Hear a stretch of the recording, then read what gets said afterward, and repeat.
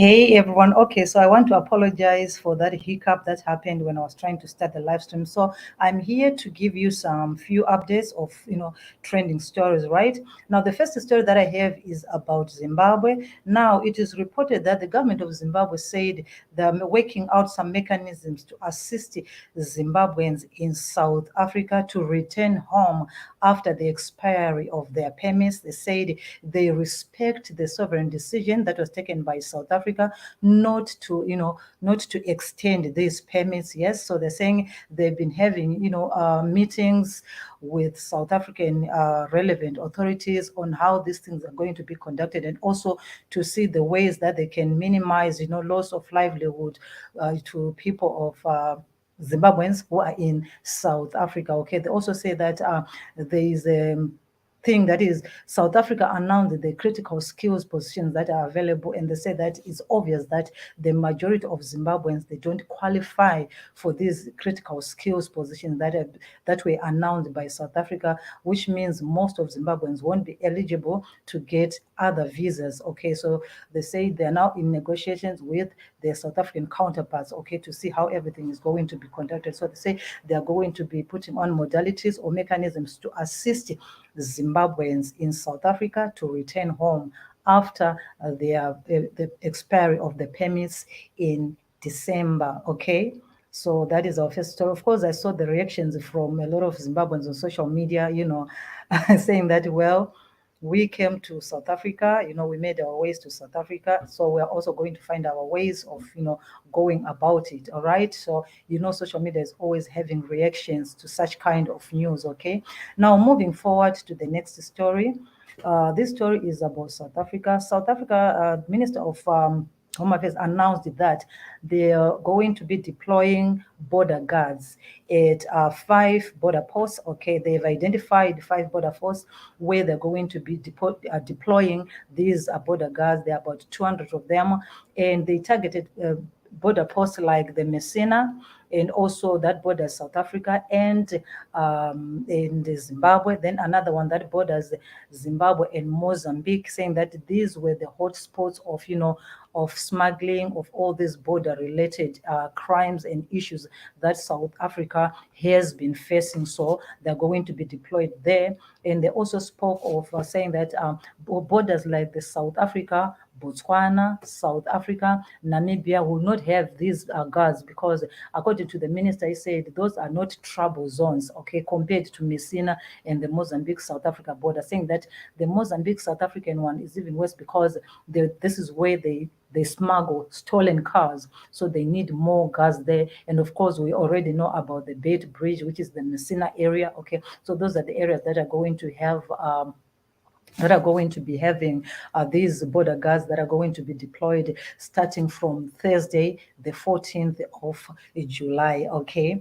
And also, he spoke about, we know that when it comes to immigration officials, there's a lot of corruption that goes on. And so he said that they're going to be introducing what you call lifestyle audit, to see that you are living within your means. And if you see that your salary and the kind of car that you're driving, the kind of house you're living in, they don't really tally. They want to know how did you make your money. So they said these are some of the measures that are going to be put in place in order to curb corruption in these border posts. Okay. Also, they spoke of identity theft, as we know that there's been a lot of talk, especially when an airline introduced Afrikaans. They said it's all because they are foreign nationals who are using South African passports to travel around the world, doing all criminal activities and everything. Therefore, making the South African passport to be, to be labeled as to be targeted. Okay, so they said now they're going to be putting more measures in order to make sure that identity theft is very, very difficult using new technology that they've introduced. They say the process is almost finished for all South Africans who are already in the system. This thing is going to be applied for them, so that if you are a foreigner and you want to forge documents or you want to do identity theft, it will be very, very difficult to do because of the system that they are working on. Okay, so it's going to be very, very difficult for criminals or those syndicates, okay, that are into all this kind of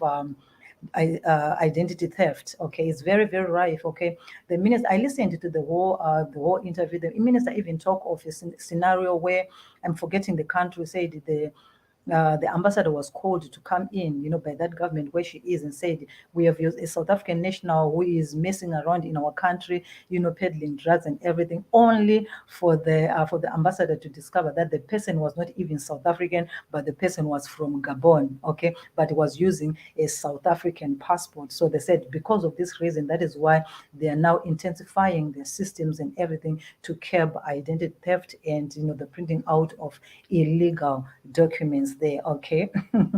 Anyway, let's move forward. Let's go back to Zimbabwe. Okay.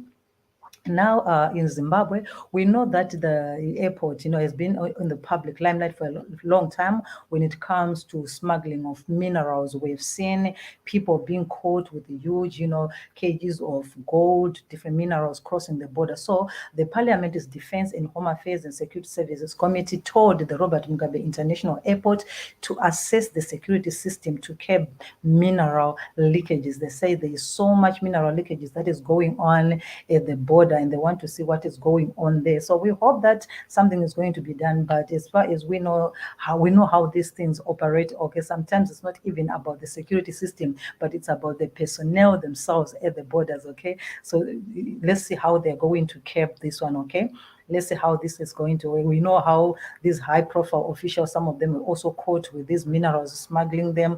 But these cases, they just die like that. Okay, so let's see how they're going also to help our porous border to control the loss of minerals that are just going and the country not gaining any revenue from that loss. Okay, so let's move forward to the next story that I have. I would love to repeat this story again, which is the story that I said in the beginning, where Zimbabwean government said they are working to assist Zimbabweans in South Africa, when their permits expire, to help them return home. Okay, they're saying that they respect the decision that was taken by South Africa to not renew these permits. Okay, they say it's a sovereign right, it's a sovereign decision that was made by South Africa, so they respect it. Therefore, they're just negotiating with South Africa to see how this thing is going to be done. Okay, so let's move on again to the next story that we have. We have the story of 4 police officers from Zimbabwe that were arrested for theft. It so happened that there was a maid and a gardener who stole a safe with about 70,000 US dollars. And when they stole that money, they went and hid the money at the maid's house. Now, the owner of the money reported the case at the police station, and the officers went to investigate. And when they got to the house, they spoke to the husband of the maid, who told them where the money was hidden. They took the safe of the money. Instead of taking the money back to the police officers ended up taking that money for themselves. And they gave the husband of the maid about 4,000 US dollars, and they went away with the 66,000 US dollars. So they have been arrested and investigations are underway. Like, what happened again recently when that security company was also robbed, and they say it was an inside job, and we saw security officers again being arrested, and being said that they are also suspects in this case. So how it's going on. The poverty affects everybody else, but the criminals, they always pry on that. Okay, still on those issues of stealing.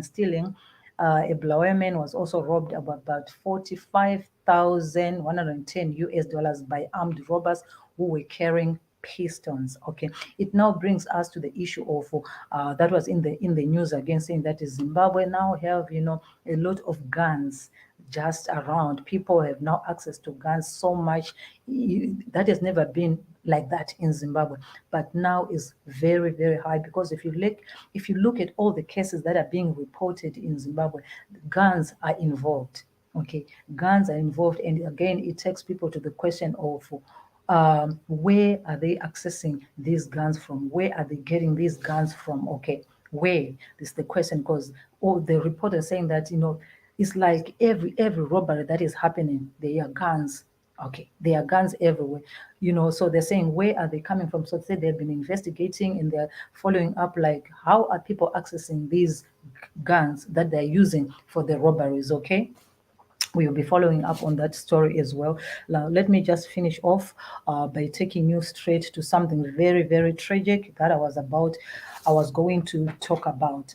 Now, we all know of the tragic death of 15 people that happened in a tavern in Soweto. And it's very, very sad, to just lose your life just like that. It's another senseless killing again. Senseless, just very, very senseless. So that you even saw that four other people just been again killed in another tavern somewhere. And then we saw these 15 being killed. So you see that the community becomes very, very hostile. The community start, when a community is just continuously being bombarded with all these unnecessary deaths, all these unnecessary crimes being committed in the community loses its power, it loses its guard. It's that they become very, very desperate. And when people become desperate, they can do anything. But one thing that really like got me to want to talk about this as well is the way things are happening on social media. It so seems that on social media we have lost our ubuntu. We have become so insensitive to such a tragic loss. Instead of people, just coming in together, like to say, to condemn, okay, to condemn the act of killing innocent people, to condemn this. It doesn't matter whether it's a foreigner who did it. It doesn't matter whether it's a local, but this is a senseless killing, something that is very tragic. So, but if you go on social media, you will find that there's a lot of hate that is going on social media. There's a lot of insensitivity that is happening on social media, and you wonder, like, is social media made up of robots, or social media is made up of humans? It's made up of people with blood who feel. But when it seems like when people start commenting behind keyboard, they forget their ubuntu, they forget about being people. I don't understand really. I was following on this on this tragic loss and everything that was happening there, and I just felt like, imagine you are a family who has lost one of your own, and you go on social media and you see how hateful people are. It's really sad, guys. It's very, very sad, okay? It's very sad, but anyway, it is like that. Humans are like that. We sometimes become very, very insensitive to issues that we are not even supposed to be like that, but we end up just becoming very, very insensitive to some issues. But I understand where this is coming from. Again, social media is where a place where people brew hate. Social media is the cause of many of these issues that are happening in our communities every day. It brews hate. Okay, instead of people looking at a situation, okay, that has happened and condemn it, there's always some kind of distraction that comes with it. Okay, especially at this particular issue, it's not something to joke about, it's not something to play around. It's loss of life in numbers, innocent people. Okay, innocent people. But it's a tragic, okay, it's a tragedy to see it happening like this. So all we can say is that may the families be consoled, and may all those criminals, anyone who had anything to do with this kind of, with this death, be brought to book. I understand that there are some people who are saying there is an audio that is going around on social. I've not yet come across that audio. I don't know about it, but I just heard people talk about it, but I have not. I don't even know about it. I just came across some people talking about an audio, but that again, we leave it to those who are investigating the cases, okay? Those are the people who know, and even the community itself, the community might even know who is who. I came across another report saying that at least now about maybe 2 people have been taken in for questioning, and they're still continuously investigating that case. So it needs whoever is responsible, they need to be brought to book. And I just pray that people become people with hearts and feelings for other people's pain, okay? Because I don't think this is a laughing matter, or this is a joking matter, or this is something that people can use, like, just like that. It's very, very hard for a community, it's very hard for the families, it's very hard for everyone, okay? It's very hard. We all get affected with this situation. Okay. Today it might be in Soweto. You never know. Tomorrow it will be in another place. And tomorrow it might be in another place. Even your relative might be caught up in that situation. So I just hope that we as people we understand that this is a very, very serious issue. So this is all I had for you right now. So I just want to say thank you so much for joining me, and I'm going to see you again tomorrow. These days, the reason why I'm not really sharing much is because I've gone back to work. I was working at home during the lockdown and everything. So now we are back in the office. So that is why I'm not really now being able to share videos all the time, because I'll be at work now. We've gone back to the office. So this is all I have. So thank you so much for joining me. And let me see the comments before I go. We are tired. Okay. Someone said everybody go home. Okay. It's okay. It's okay. I understand what you're talking about. Okay. So thank you so much, guys. I need to love you and I need to leave you. Thank you so much. I'll see you again tomorrow. But please be kind out there. Okay. Be kind. People who have lost loved ones, they are also on social media. They'll be reading your comments. They'll be seeing what you are saying. Let's be kind. Let's just be kind out there. It's free to be kind. Just be kind. Before you even put your hand on the keyboard to type, just put yourself in the position of that girl who has lost a brother, or that woman who has lost a child. Just put yourself in their shoes before you type anything. Okay. So this is all I had for you. Thank you so much, and goodbye.